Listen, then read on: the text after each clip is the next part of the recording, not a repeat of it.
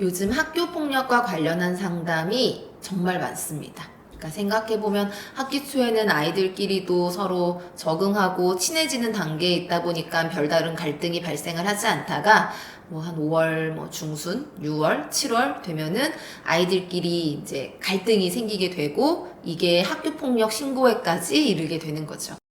학교폭력 사건은 피해 추정 학생이 피해 사실을 주장하면서 학교폭력으로 신고하는 경우 절차가 곧장 진행이 됩니다. 그러니까 이 과정에서도 굉장히 억울해 하시는 분들이 계시기는 하는데 어쨌든 절차상 어쩔 수 없이 진행이 될 수밖에 없고 사안조사가 끝난 이후에는 학교장 자체 해결이라는 절차가 한 번 더 있기는 한데 이 절차도 피해 추정 학생 측에서 원하지 않으면 어쩔 수 없이 학폭위로 갈 수밖에 없습니다.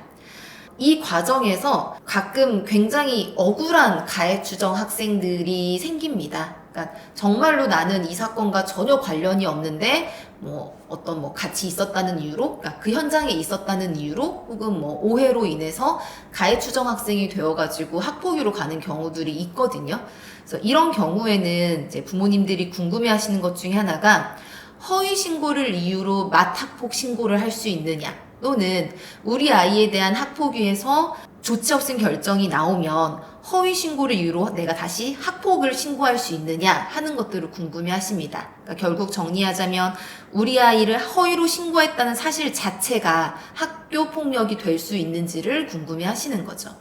학교 폭력이라고 하는 것은 허위 신고를 해서 우리 아이에게 정신적, 재산상 피해를 입힌 경우라고 한다면은 학교 폭력에 해당할 수 있습니다. 그런데 단순히 조치 없음 결정을 하였다는 것이 허위 신고임이 입증된 것은 아니거든요. 그러니까 허위 신고가 되기 위해서는 당시에 피해 추정 학생이 허위라는 것을 분명히 알고 있었어야 돼요. 분명히 알고 있는데 가해 추정 학생에게 징계를 내려지게 하거나 괴롭힐 목적으로 허위로 신고를 했다는 것, 이게 모두 다 입증이 되어야 하기 때문에 사실은 인정되기가 어렵죠.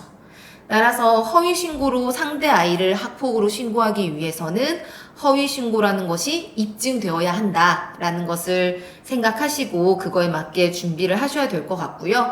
사실은 이제 저희가 실무적으로 해보면 인정받기가 굉장히 어렵다는 것도 함께 염두하셔야 될 것 같습니다.